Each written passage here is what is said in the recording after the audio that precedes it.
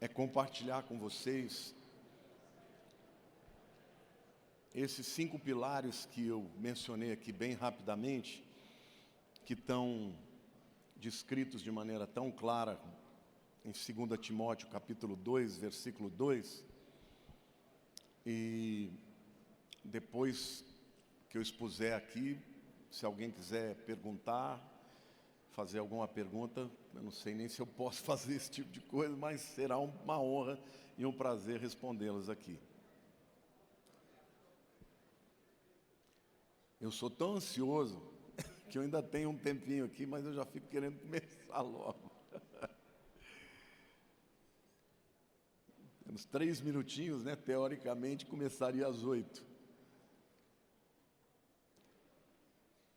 Então, boa noite para todo mundo que está chegando agora, para aqueles também que resolveram ficar.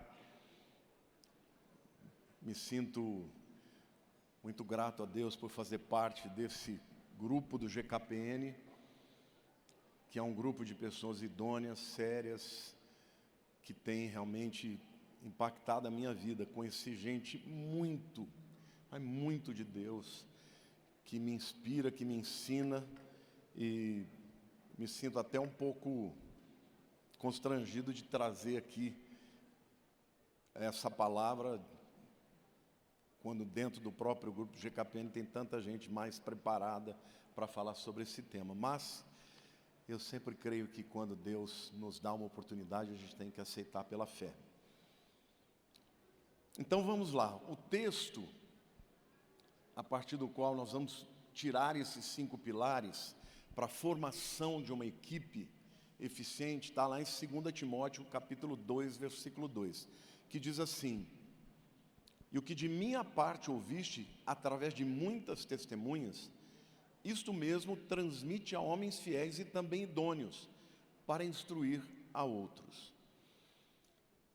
Aqui o apóstolo Paulo, já no final da sua vida, escrevendo para o seu discípulo Timóteo, sabendo que ele daria continuidade ao ministério que ele iniciou. Paulo foi o fundador da igreja de Éfeso. No entanto, depois ele sai, deixa 2 obreiros cuidando das pessoas, que foram Priscila e Áquila. Depois ele volta novamente para Éfeso e ali ele fica durante 3 anos, treinando e formando equipes, inclusive ensinando diariamente na escola de Tirano, ensinando a palavra, ensinando a visão. Então nós vemos aqui um Paulo, um homem experimentado, talvez o maior de todos os apóstolos, no final da sua vida. Mas o primeiro pilar da formação de uma equipe eficiente é a descoberta dos líderes que Deus chama. Porque na história de Paulo, todo mundo sabe que ele foi um grande perseguidor de cristãos, levou os cristãos para a cadeia e muitos para a morte. E ele tem um encontro com Jesus a caminho de Damasco.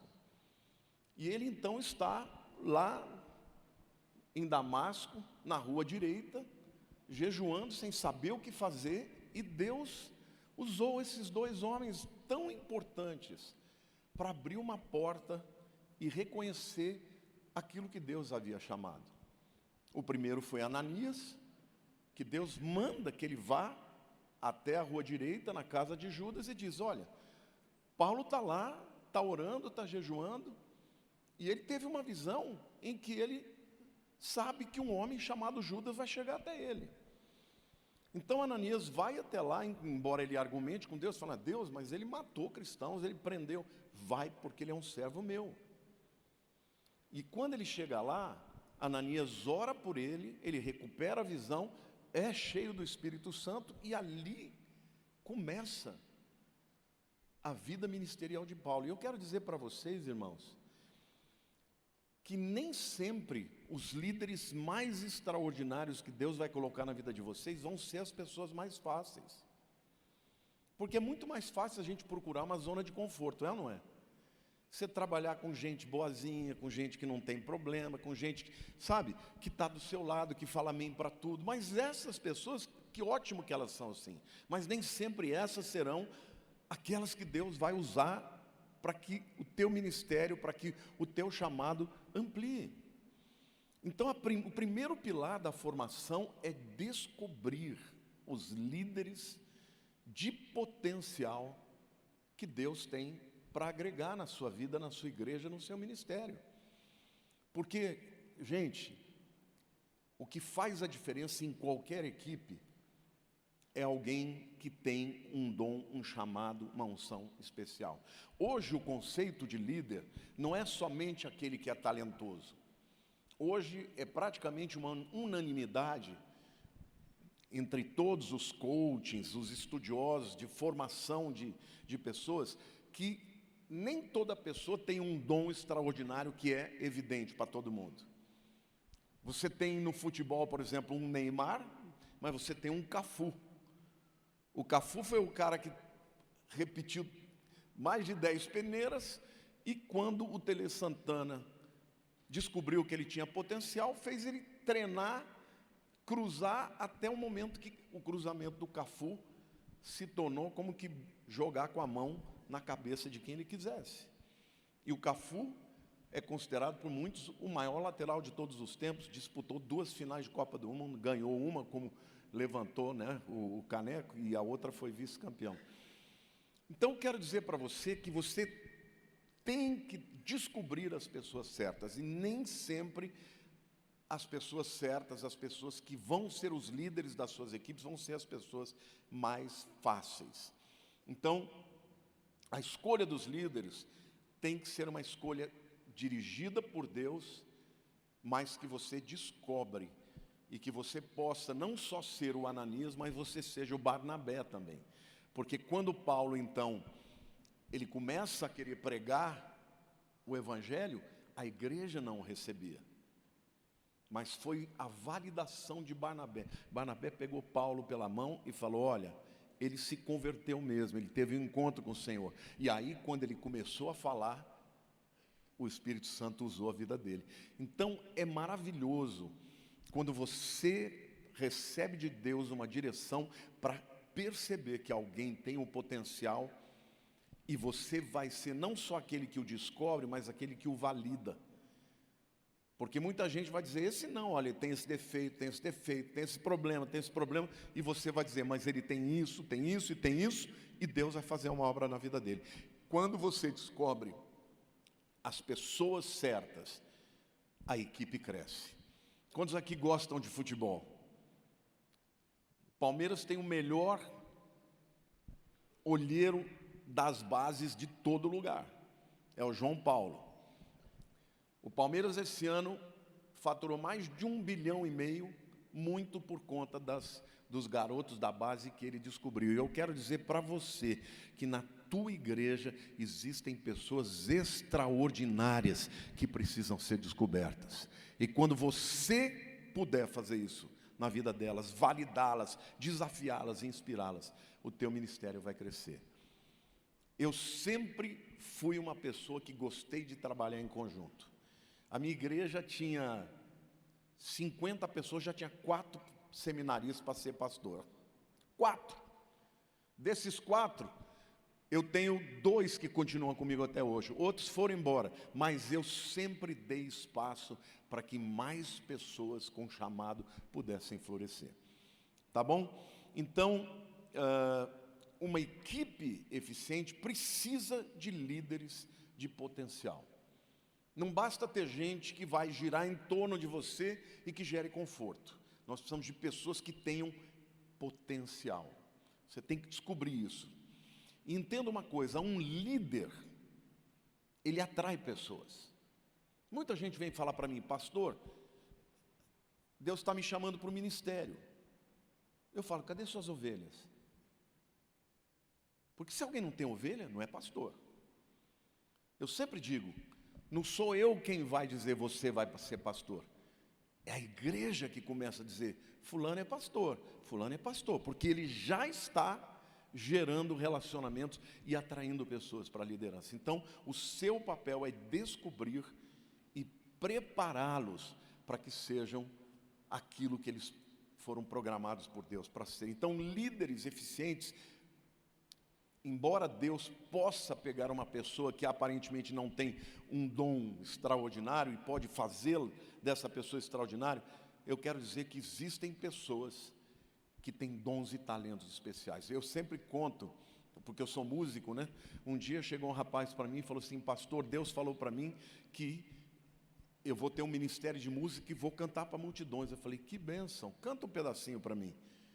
Ele cantou 2 frases, ele não deu uma nota dentro. Eu falei: meu irmão, ou vai acontecer um milagre, ou você ouviu uma coisa errada. Porque você não tem nenhum dom para ser cantor. E o teu problema não é a tua voz, é o teu ouvido. Você não percebe o quão desafinado você é. Ficou bravo e foi embora. Paciência. Eu não vou colocar uma pessoa para ser um músico se não tiver talento para música. Mas não basta ter o talento, tem que ter caráter, tem todos esses outros aspectos que eu falei. Mas a descoberta do líder, da habilidade, às vezes você tem pessoas que têm habilidade nos relacionamentos. Esse é um líder. O líder, ele agrega, ele é o cara que muitas vezes ele é um amigo de todo mundo, é o cara que conversa desde o maior até o menor. Uma pessoa dessa, você tem que chamar e falar: vem cá, vem para a minha equipe. E daí por diante, em cada um dos departamentos, dos ministérios da igreja, a descoberta da liderança é o primeiro passo de uma equipe eficiente. Você não pode colocar uma pessoa numa área da tua igreja para a qual ele não tenha o chamado de Deus. Amém? Então o chamado é de Deus, mas a descoberta é sua. O segundo pilar já é a formação da equipe, né? O texto diz: e o que da minha parte ouviste através de muitas testemunhas, isso mesmo transmite. Paulo está dizendo para Timóteo: ó, você ouviu de mim, eu, líder, eu falei para você e na presença de muita gente. Agora você tem que fazer o mesmo para outros. Você vai criar a sua equipe, você vai atrair pessoas para você. Então, Paulo transmitiu para Timóteo e aquelas testemunhas.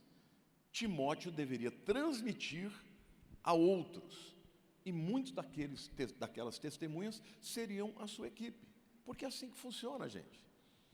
Quando eu comecei a igreja, era eu, um seminarista, tinha mais o Zé Luiz, o Oswaldo, o Gilberto, tudo seminarista. 2 anos depois chegou o Daniel. Essas pessoas que foram ficando e que foram demonstrando um chamado, o Zé Luiz, por exemplo, eu brinco, ele começou tocando guitarra, só que ele tocando guitarra era horroroso. O Zé Luiz está aí ou não? Ah, está ali, ó, fica de pé. Mas é um dos melhores mestres que eu conheço. Então, chegou um tempo que ele não precisou mais tocar guitarra, mas está até hoje ensinando com maestria. Na área da música, por sua vez, um dia eu cheguei para o meu genro, Ramon, falei: Ramon, pelo amor de Deus, encontra para mim gente que canta direito, que eu estou ouvindo de longe, eu estou com ânsia de vômito.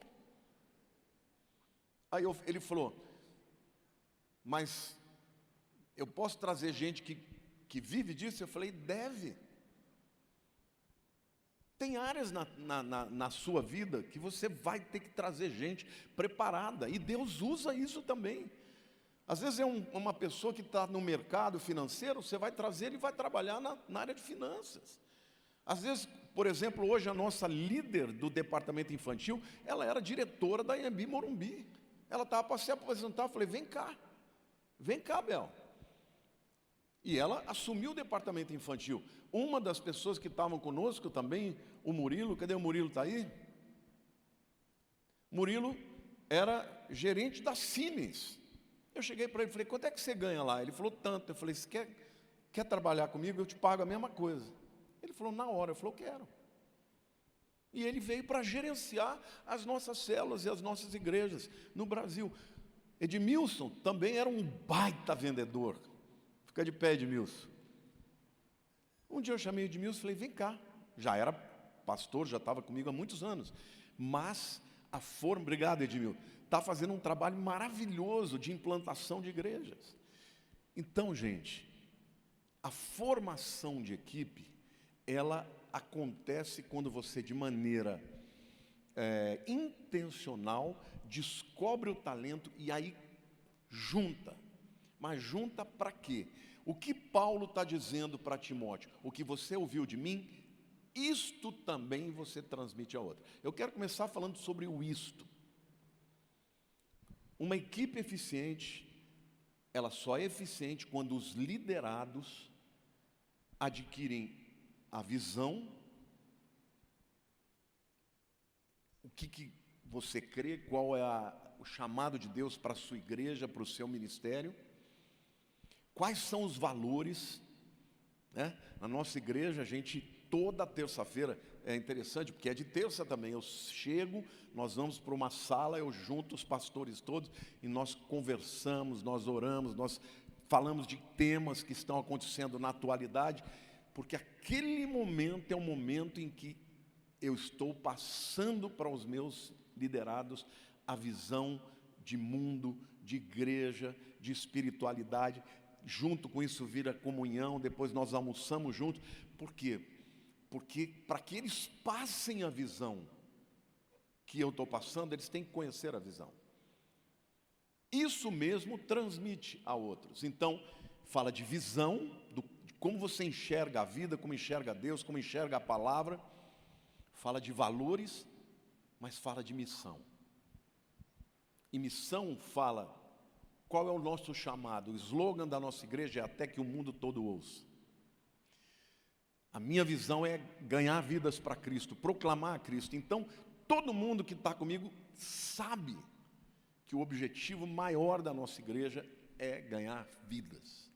Então, você forma uma equipe passando, primeiro, visão, valores e missão. E para que isso aconteça, você tem que gastar tempo. E de novo, Paulo, primeiro ele sai, continua a sua viagem, mas ele volta depois de um tempo, gasta 3 anos na cidade de Éfeso, foi o lugar onde ele mais gastou tempo, treinando equipes, ensinando diariamente na escola de Tirano, para que aquele povo pudesse saber exatamente o que Paulo cria e qual era a visão de Paulo que ele tinha deixado para aquela igreja. Então, se a tua equipe não sabe o que você crê, não sabe quais os seus valores e não sabe qual a missão, você vai ter um monte de gente talentosa trabalhando por si mesmo. Se uma pessoa quer ser independente dentro da minha equipe, a minha obrigação é dizer para ele, olha, você está fora da visão que eu tenho. Ou ele tem a possibilidade de retomar e de aprender e de incorporar aquela visão que eu estou dando, ou então eu digo para ele, segue a tua vida, porque aqui você não vai ficar, você não vai ter um ministério independente aqui que não está dentro da mesma visão, que não está dentro dos mesmos valores e nem da mesma missão. Então, equipes eficientes não só precisam de pessoas talentosas, mas precisam de pessoas ensinadas e preparadas. Então, tem que ensinar. Hoje, eu dou uma vez por mês, eu me reúno com todos os meus pastores e líderes para ensinar teologia. Eu tenho um curso que eu lancei, uma formação em teologia. Eles ouvem uma aula e aí, depois daquela aula, eu abro para perguntas, a gente conversa, respondo as dúvidas. Num final de semana, num sábado, são 4 aulas, muita conversa, passando a visão bíblica, os valores, porque eu quero que cada pastor meu seja capaz de responder da mesma forma como eu responderia. Entendeu? Então, o segundo pilar é você ter uma equipe. Não basta ter líderes preparados, você precisa ter uma equipe, um grupo. E isso é uma outra coisa que é muito importante. Na nossa igreja, existem muitos ministérios, mas em todos os ministérios você tem gente competente. E se você chegar e perguntar para a pessoa, ela já entende os valores, entende a visão, tem a mesma visão bíblica. Por quê? Porque são anos e anos de você estar batendo, seja no púlpito, seja nas reuniões particulares.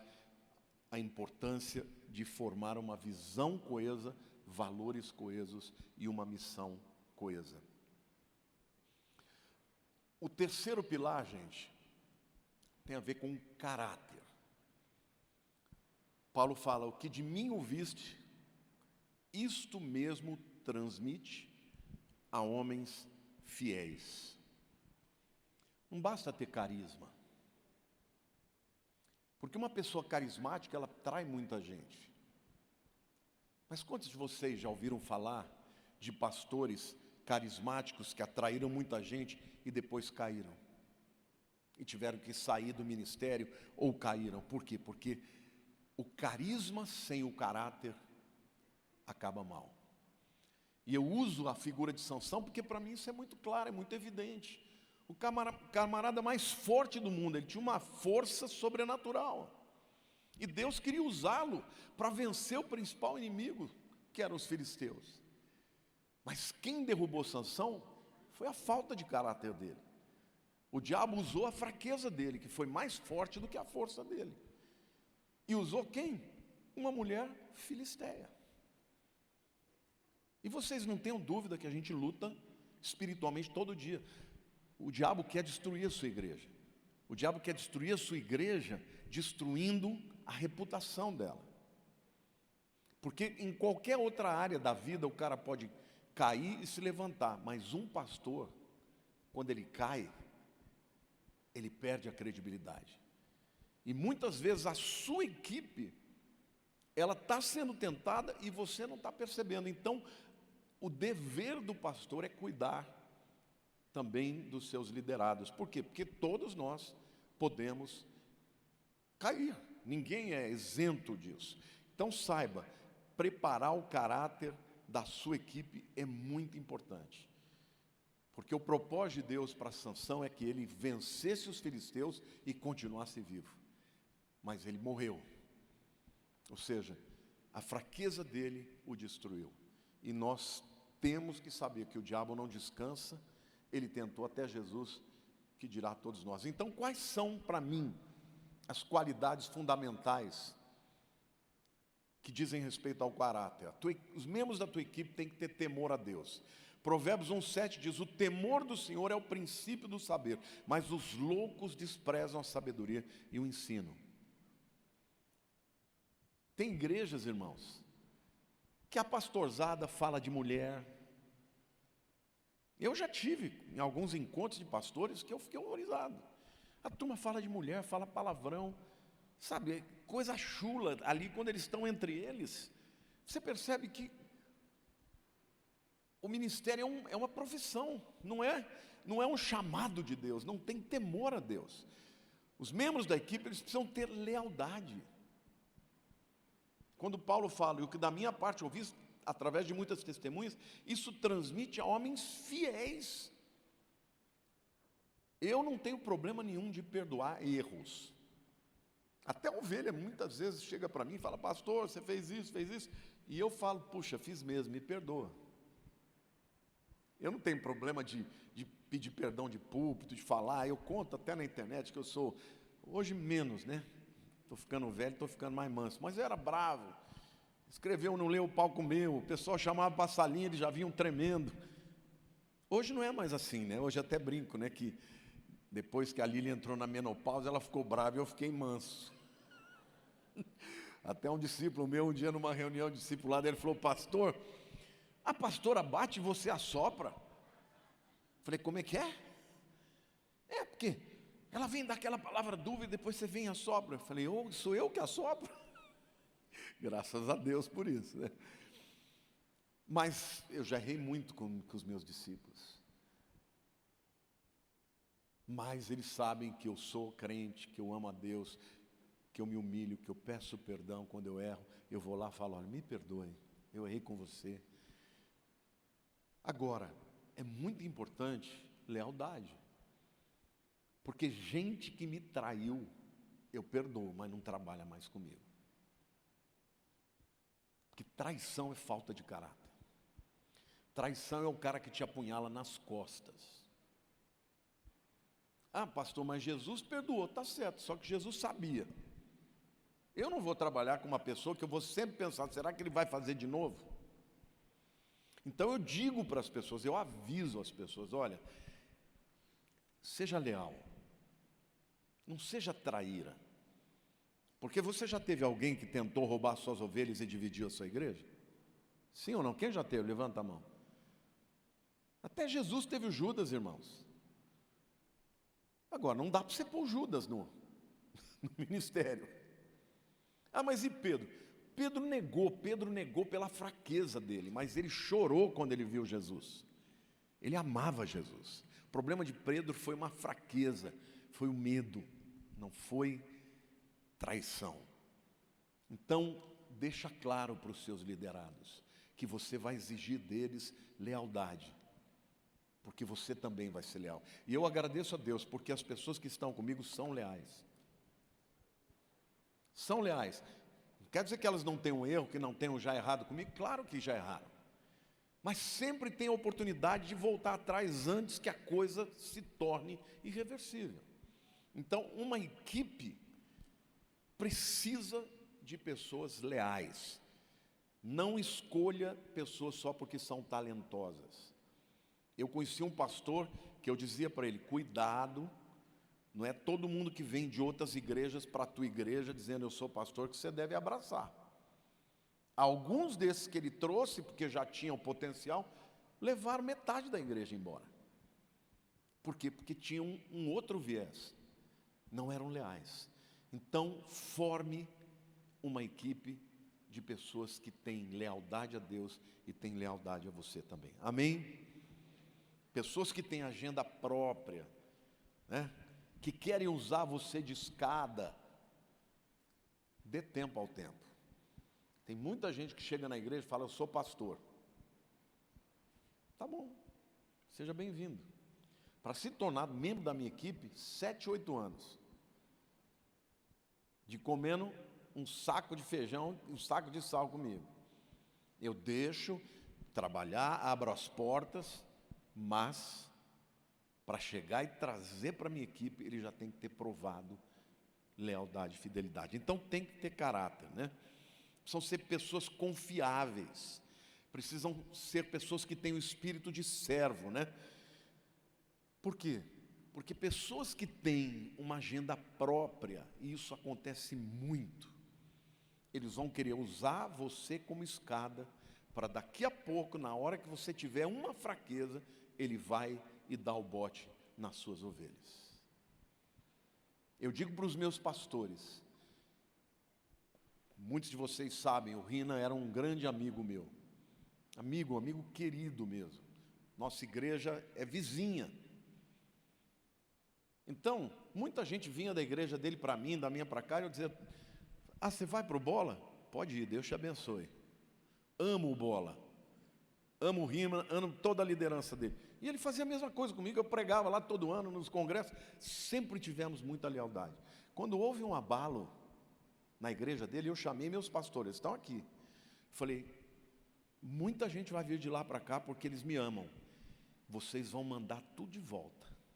Vocês vão tratar essas pessoas e vão mandar de volta. Porque eu não quero uma ovelha que eu não alimentei, que eu não tratei, que eu não cuidei, que vem agora para cá, porque o meu amigo está passando por um momento difícil. E ele disse para mim, o Rina um dia falou, muitas das minhas ovelhas falaram que você mandou de volta. É assim que você tem que fazer, meu irmão. Seja leal. E valorize pessoas leais. Porque o reino de Deus é assim, o reino de Deus é diferente.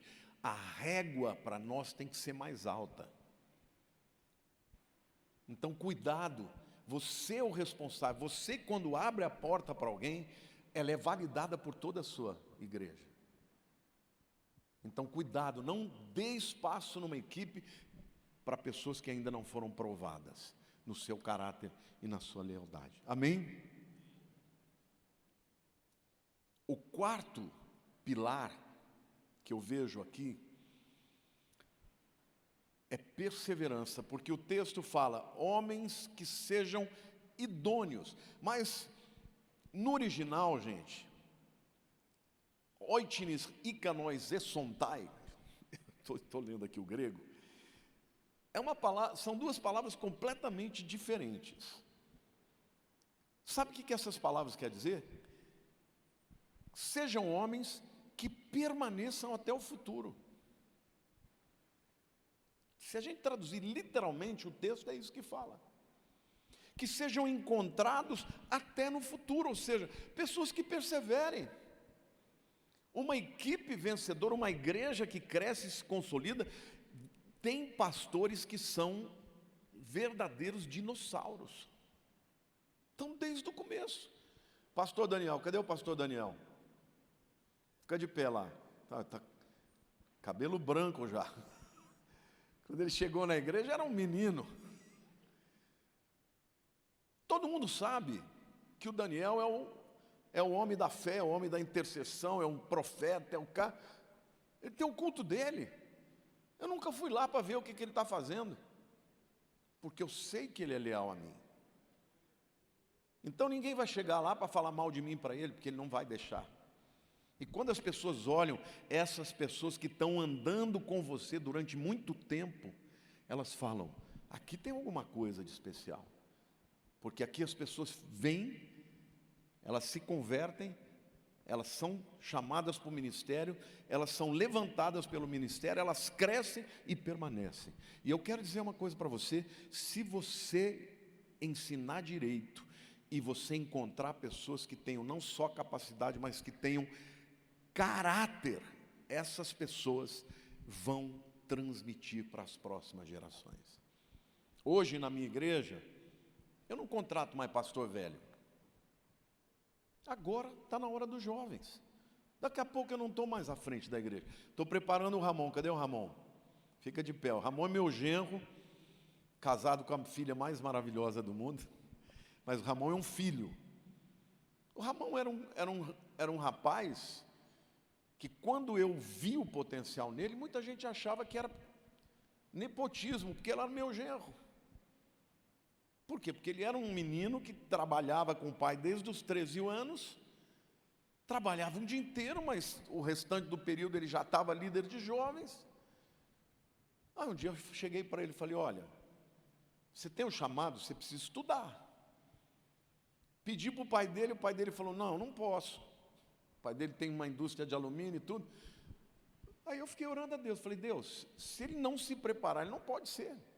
Até um dia que ele me chamou e falou, a gente estava numa viagem nos Estados Unidos, ele tinha viajado com o pai dele, num cruzeiro, e ele falou assim, falei com meu pai, pedi as contas, ele era o único filho homem, porque eu quero ser pastor. Falei, é mesmo? Quando você quer começar? Ele falou, já. Eu agradeci a Deus, falei, obrigado, Senhor. Mandei que ele fosse com a Érica para Tulsa, for estudar, Rebustini, conhece bem lá a Victory. Voltou de lá preparado, começou a pregar, as pessoas começaram a falar, uai, não é que ele leva jeito? Agora, estou preparando. Já faz 6 anos que ele voltou, mais. Quantos anos você voltou já? 7 anos. Vai chegar a hora dele. Só que eu falei, de agora em diante, a equipe tem que ser jovem. Porque o grupo de pastores anciãos nós já temos. Agora está na hora de vir uma equipe jovem para ter força, vigor, mas que venham e recebam a mesma visão. Amém? Glória a Deus. Perseverança, uma equipe que persevera, ela vai fazendo sucessores, e não há sucesso. Diga assim, não há sucesso se não houver sucessor. Existem ministérios que, quando o pastor morre ou passa, a igreja fecha, porque estava tudo em cima dele. Agora, quando você prepara sucessores, pessoas que têm a mesma visão, que têm os mesmos valores e a mesma missão, pessoas que incorporaram aquilo que você passou para eles, a igreja cresce, a igreja explode. E não é só quando você passa. durante o tempo. Hoje a nossa igreja, irmãos, eu vou dizer, quando eu comecei, eu era tudo. Eu era o pastor, eu era o evangelista, eu era o profeta. Hoje, eu não faço 20% do que eu fazia. E a igreja funciona sem a minha presença. Hoje Deus está me abrindo portas para pregar no mundo inteiro. Eu vou, a igreja continua, ninguém nem se importa que eu não venho. Graças a Deus por isso, porque tem uma equipe eficiente. Amém? Então não tenha medo de delegar. Agora delegue para quem tem chamado. Você vai descobrir, você vai preparar uma equipe que vai ser leal a você, mesmo na sua ausência. E ela vai fazer o trabalho, de maneira que quanto mais você puder se afastar, maior é a eficiência da sua equipe, né? Então, homens idôneos é uma tradução que não traduz exatamente o texto que diz. Aqui, homens idôneos seriam homens que perseveram até no futuro. Ou seja, quando eu não tiver mais, Timóteo, que eles estejam junto com você. E eu quero muito um dia poder olhar para a Yacht Church, né, e saber que eu fui importante, mas que a obra é de Deus, e que quem faz a obra é Jesus. Mas eu fui um elo importante para inspirar, para descobrir, para preparar as equipes leais e que perseverem até a chamada de Deus. Amém? E o último dos pilares, gente, depois eu quero abrir para perguntas, né, porque a gente tem até 9 horas, tem a ver com a eficiência da equipe. E eu já falei para vocês quais são os critérios que eu uso para avaliar a eficiência.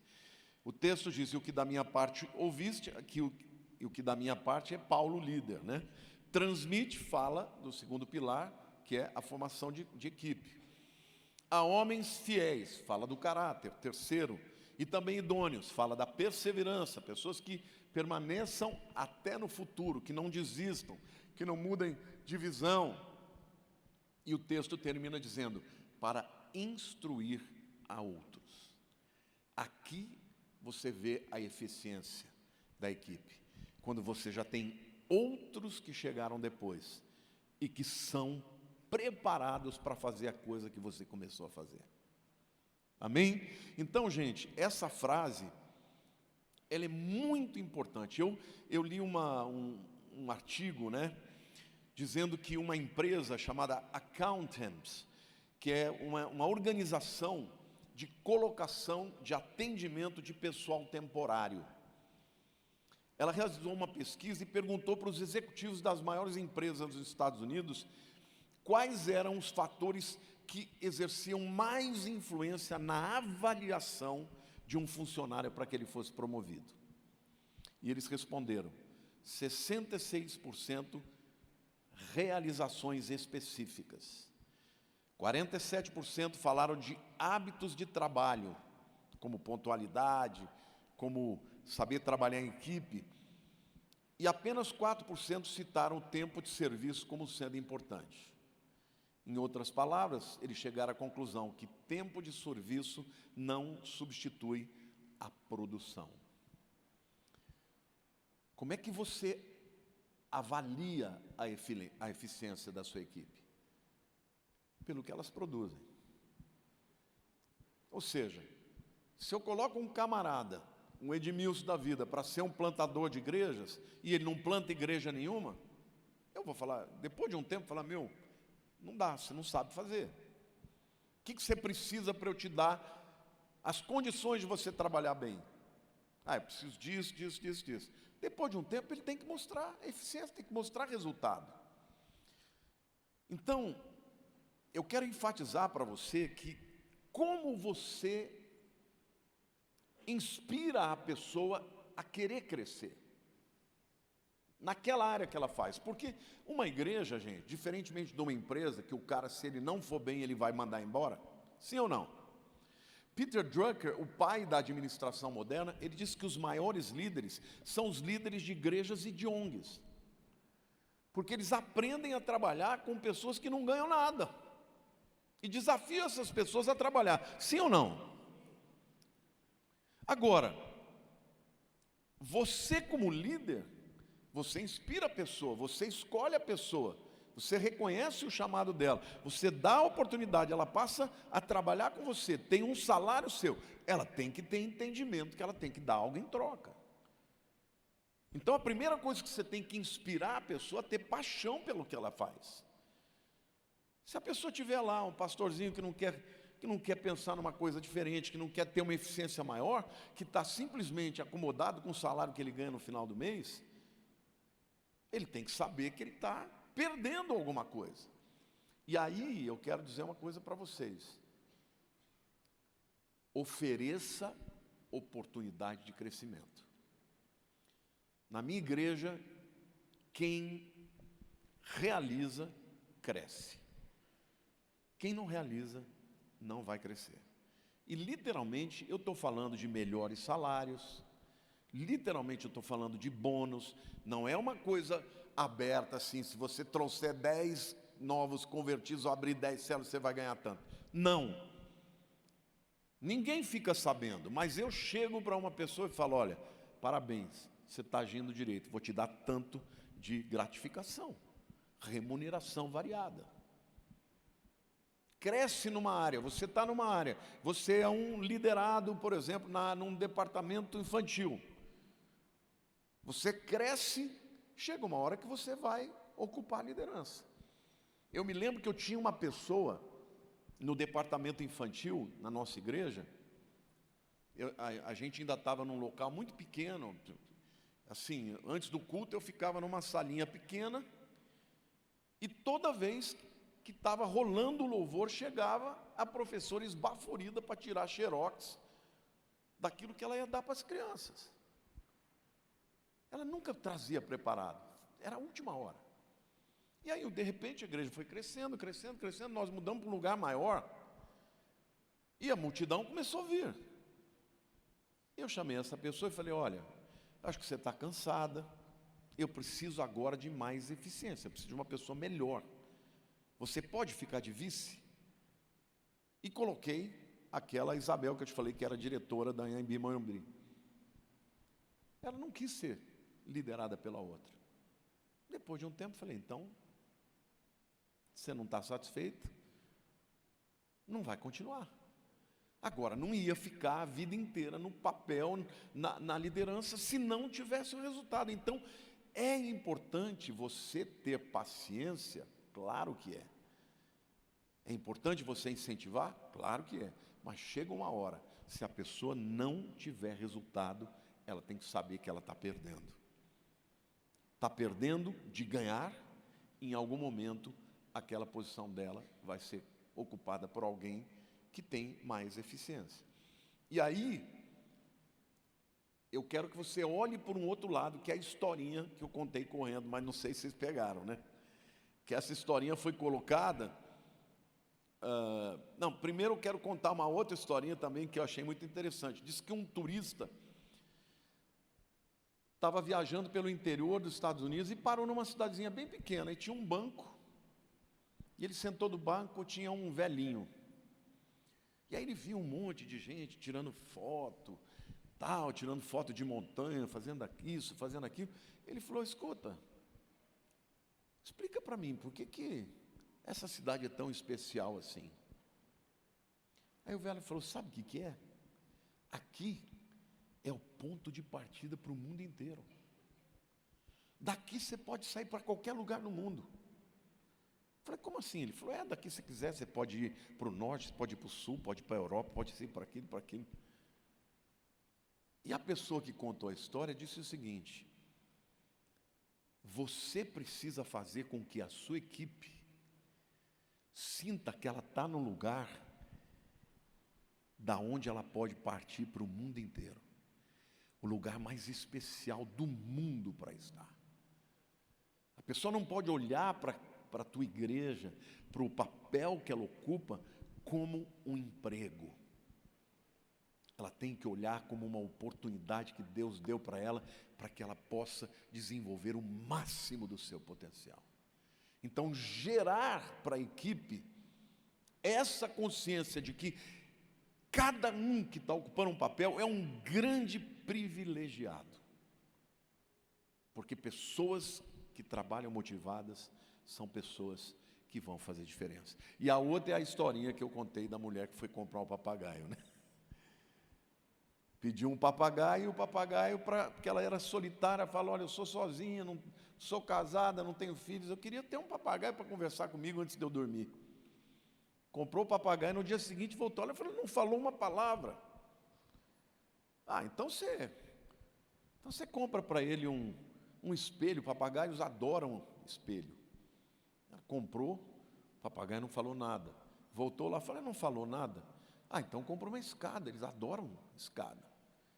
Comprou a escada, o papagaio subiu, desceu e não falou uma palavra. Não falou nada. Então compra um balanço, que papagaio gosta do balanço. E no quarto dia, quando ela voltou, ele falou: o papagaio morreu. E ele não falou nada antes de morrer? Falou. Não tinha comida naquela loja. Eu achei tão forte essa história, porque às vezes existem igrejas que exploram tanto as pessoas que elas se sentem usadas. O pastor está crescendo, está ficando mais rico, está ganhando mais dinheiro, e as ovelhas e os pastores da sua equipe não estão crescendo. Eu não estou na espiritualidade do Paulo Mazzoni, eu ganho mais que os meus pastores. Mas eu vou dizer uma coisa para você. Todo mundo que trabalha comigo, eu faço de tudo para ter uma casa própria, para ter um carro, para ter um salário digno. Eu faço de um jeito para que a pessoa, depois de mostrar que ela tem chamado, que ela tem preparo, que ela tem lealdade, vai chegar uma hora que ela vai ter sua casa própria, porque eu vou fazer de tudo para que tenha. Amém ou não? Então valorize a tua equipe, para que você possa cobrar eficiência e resultado. A pessoa tem que saber que ela ganha mais do que a maioria. Quando você vai procurar um emprego, você tem as pessoas que vão ganhar pelo preço de mercado, sim ou não? A tua área, o preço de mercado é esse, eu te pago tanto. Eu quero pessoas melhores. Então eu pago mais para os meus pastores do que todas as igrejas que eu conheço. Eu falo para eles: pergunta para ver se tem alguém que ocupa a posição que você tem, que ganha o que você ganha. O que acontece? Eles ficam motivados. Eles querem continuar. E podem crescer, porque se alguém... Nem Deus trata todo mundo igual, irmãos. Ele deu 5 talentos para um, 2 para outro e 1 para outro. Se um camarada tem mais talento que o outro, ele vai ganhar mais do que o outro. Eu vou contar aqui um testemunho, na verdade um testemunho. Há muitos anos atrás eu comecei a plantar igrejas e tal. Só que eu fundava uma igreja, eu dava tudo para a igreja, tudo. Cadeira, som, microfone, tudo. E o pastor que eu mandava para lá ganhava o mesmo tanto que os pastores da sede. Abri umas 5 igrejas de uma vez. Sabe o que aconteceu? A sede quebrou. Eu me lembro que um dia eu tinha gravado um CD. Eu cheguei para um pastor e falei: olha, tem esse livro aqui que eu escrevi e tem esse CD aqui que eu gravei. Por favor, as igrejas eram todas deficitárias, tá? Nenhuma cobria o que gastava. Chegou no fim de um mês, eu falei: vendeu quantos? Ele: nenhum. Falei: nenhum? O povo não quis comprar. Falei: nem você comprou? Não. Aí eu entrei em crise. Fui orar a Deus, busquei: Senhor, o que eu faço? Deus falou: libera todo mundo. Chamei todas as igrejas e falei: olha, toda a dívida que vocês causaram foi culpa minha, então eu assumo. Mas a partir de agora vocês estão por conta própria. Estou dando para vocês liberdade para vocês seguirem adiante. Irmãos, foi uma correria. camarada renegociou o aluguel, está todo mundo prosperando. O que precisava? Eles terem que se virar. Eu aprendi uma coisa: se você dá tudo e não cobra nada, você vai criar pessoas que não vão produzir. Isso vale para um filho, isso vale para uma pessoa que trabalha com você na tua equipe. Quem responder com integridade, temor, caráter, mais eficiência, vai ser valorizado. Vai crescer dentro da igreja, vai crescer financeiramente e vai ser valorizado. Quem não for, vai ser trocado. Então, eu não vejo isso simplesmente como olhar para a igreja como uma organização. Eu vejo isso como o próprio Deus nos trata. A parábola dos talentos, Deus foi muito duro com aquele que enterrou. Sim ou não? E os outros receberam de Deus o quê? Foste fiel no pouco, sobre o muito o colocarei. Amém? Então, quais são os 5 pilares? Diga, descobrir o líder, as lideranças. Diga, segundo, formar uma equipe. Formar uma equipe que conheça a sua visão, os seus valores e a sua missão. Eles têm que incorporar, eles têm que falar como se fosse você. Eles não podem ter uma visão diferente da sua. Eles não podem ter um ministério paralelo dentro da sua igreja. Eles têm que saber qual é a missão da igreja, qual é a visão da igreja. Amém? E os valores da igreja. Terceiro pilar, qual que é? Caráter. Sem caráter, sem lealdade, você vai ter divisão em algum momento. Quarto pilar, pessoas longevas, não sejam só competentes, brilhantes, mas sejam pessoas fiéis e leais por muito tempo, se não pela vida inteira. E por último lugar, uma equipe que é desafiada a produzir resultados. Primeiro pelo lado espiritual, né? Porque Deus, Ele recompensa. Buscai o primeiro lugar, o reino de Deus e a sua justiça, e as demais coisas vos serão acrescentadas. Primeiro as recompensas espirituais, mas também valorizando a sua equipe. As pessoas que estão com você precisam olhar para você e dizer: ele se importa com os meus sonhos. Papagaio não queria espelho, papagaio queria comida. O teu liderado tem sonhos, você tem que saber quais são os sonhos dele. E você tem que desejar fazer com que ele realize esses sonhos. Amém? Então é isso. Se vocês quiserem perguntar, temos aí alguns minutos, fazer algum tipo de pergunta, eu respondo aqui. Levante e fala bem alto, por favor, porque como nós não combinamos, não vai ter um microfone aí.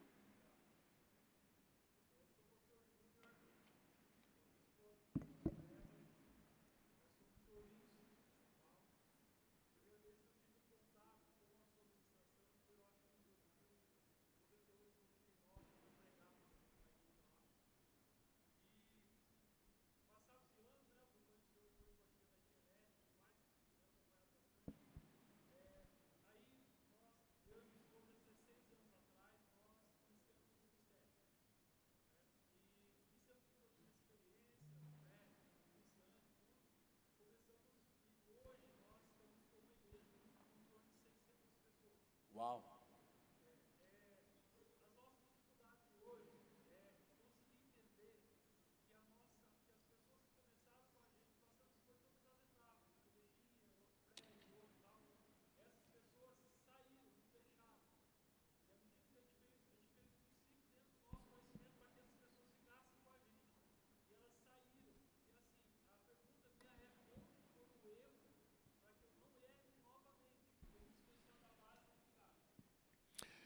Bom, ele está perguntando, hoje ele lidera um ministério de 600 pessoas em Ourinhos, e muitas pessoas que começaram com ele não estão mais. Bom, primeiro eu quero dizer que isso pode acontecer É normal que pessoas saiam, fiquem cansadas, né? Passem a achar que a igreja já não tem mais a mesma visão, principalmente quando você começa por gente nova, que faz coisas diferentes do que eles acostumaram a ter a vida inteira. Tem muita gente que fala, vou embora. Então tem alguns que você tem que deixar aí mesmo. Agora, o que eu diria, a melhor coisa para você saber disso é uma conversa pessoal. Todo mundo que chega para mim e fala, eu vou sair da igreja, eu quero perguntar, por quê? Nós te fizemos alguma coisa para que você quisesse sair? Eu vou atrás. Eu sou um pastor que eu não gosto de perder ovelha, não. Eu vou atrás, eu pergunto, o que eu fiz alguma coisa com você? Faltou alguma coisa? Às vezes, se eu fiz, eu me arrependo, peço perdão. Agora, algumas pessoas se reverte, outras não vai reverter. O que você tem que entender é o seguinte, algumas Deus é que leva embora. Porque uma pessoa que está com você e não está mais na mesma visão, ela vai provocar uma divisão. Então, uma pessoa que vai dividir, é melhor que ela vá. Agora, antes que ela vá, você vai e busca a pessoa. Tenta ver o porquê que ela está indo. Talvez você consiga reconquistá-la. Eu já tive muitas pessoas que saíram e voltaram. Outras que iam sair, mas não saíram. Agora, o dever do pastor é ir buscar a ovelha. E advertir para ela se o motivo estiver errado, se a intenção está errada, entende? Porque a igreja é luta espiritual, irmão. Você sempre vai ter isso. Você é jovem ainda, mas a vida inteira você vai ter gente assim. Agora, Deus vai acrescentando aqueles que querem andar com você. Saiba de uma coisa, a obra é de Deus. Quem não quiser andar, vai seguir. E Deus vai acrescentar outros. Amém? Mas não perca ninguém sem tentar resgatá-los. Mais alguém quer perguntar? Se puder vir aqui, eu empresto aqui o microfone.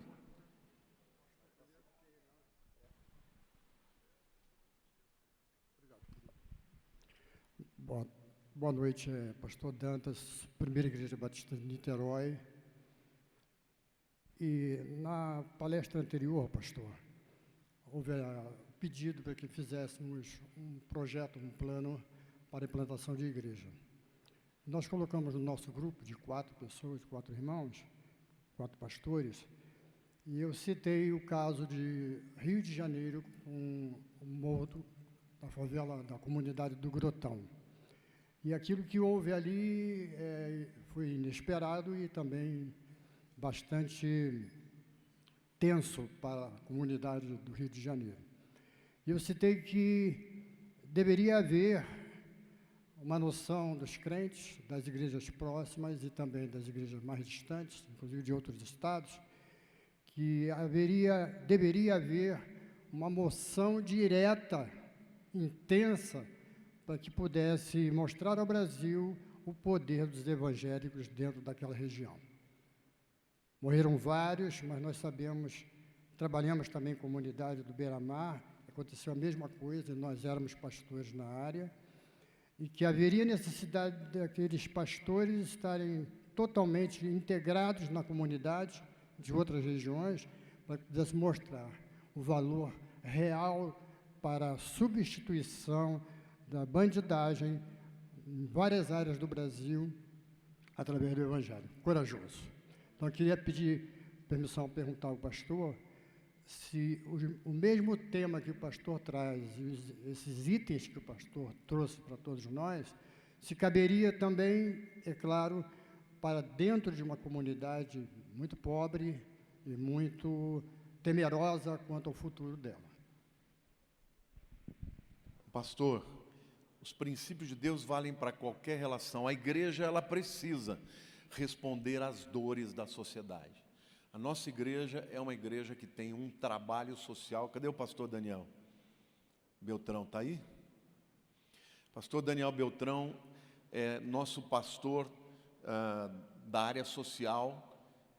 Ele tem um trabalho espetacular dentro de comunidades. Porque não importa o nível social que as pessoas vivam, todos esses princípios valem para lá também. Inclusive para transformar aquele jovem que tem potencial e que está sendo usado pelo tráfico, para que ele seja transformado pelo Evangelho. Deus quer que a igreja entre lá, mas infelizmente hoje muitas igrejas só querem saber de atrair os ricos e não querem trazer os pobres também. Mas o chamado de Jesus é o chamado para os necessitados. Isso ele deixou muito claro. E eu tenho convicção de que uma igreja que entra com essa visão, com essa missão e com esses valores, ela vai fazer diferença na vida de uma pessoa, de uma família e até mesmo da sociedade. Eu creio. Pode vir aqui, irmãos.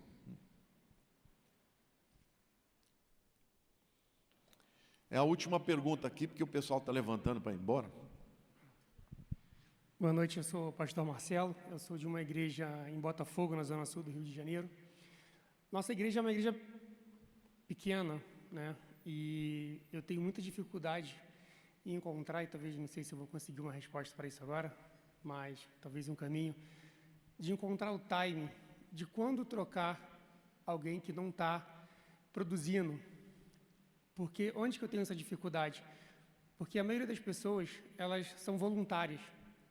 Então, elas não têm essa questão de cargos e salários, se assim posso dizer. E como voluntário, você sempre pensa assim, poxa, mas ela está dando ali o que ela, talvez o que ela pode, mas talvez o que ela pode não é o suficiente porque eu preciso, porque a igreja precisa. Então, eu queria saber como é que eu posso agir em relação a essa questão.